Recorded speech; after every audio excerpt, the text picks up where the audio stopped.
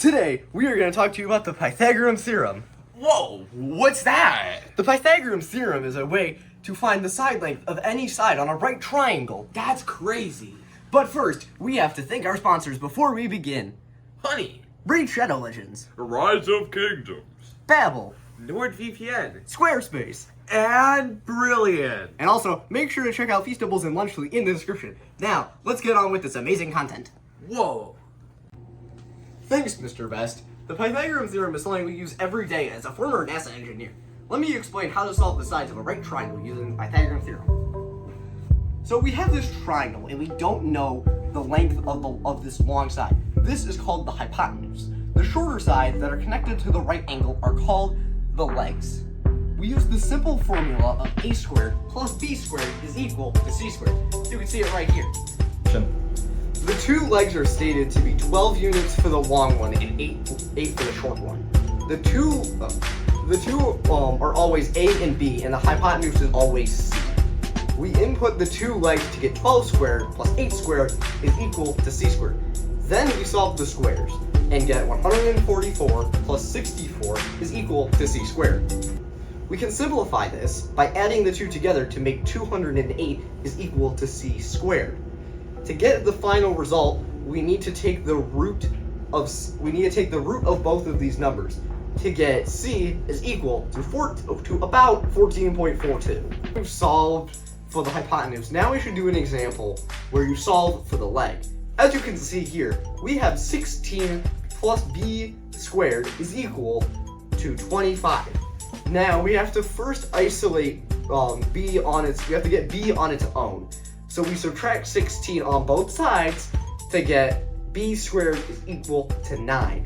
This gives us b is equal to 3. Know how to do it, let's try a few examples. Our first example, we have two legs. The first leg being 5 and the second leg being 12. So that would be a squared plus b squared equals c squared turned into 5 squared plus 12 squared equals c squared, or 144 plus 25 equals c squared. Now 144 plus 25 equals 169, which equals c squared. So now we have to find the square root of both, being 13 for 169, and so 13 equals c.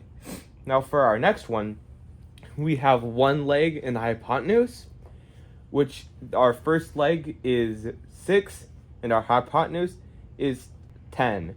So now it is 6 squared plus b squared equals 10 squared.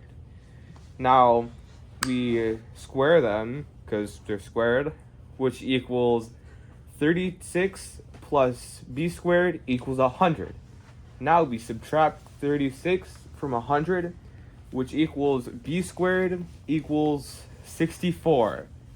Now we have to root them, which is 64 squared, or 64 root equals root b squared, which ends up being 8 equals b.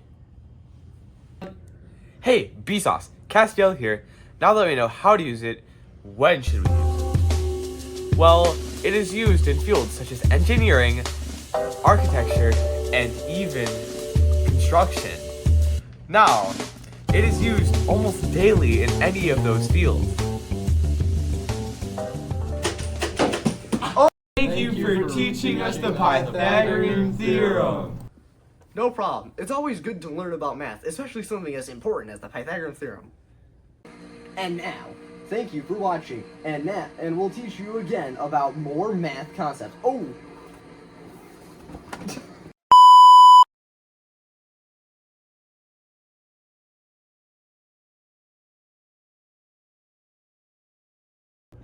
Guys, I'm not seeing enough movement. Explain how to solve the sides of a right triangle using the Pythagorean Theorem. I failed. I failed.